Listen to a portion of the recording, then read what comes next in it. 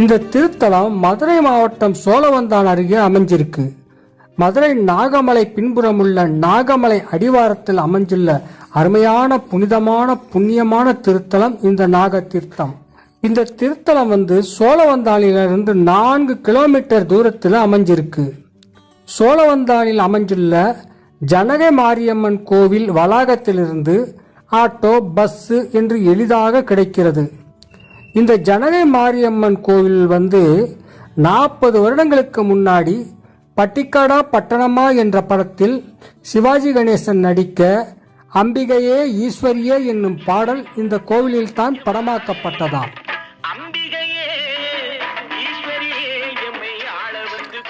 இந்த நாகதீர்த்தம் கோவிலுக்கு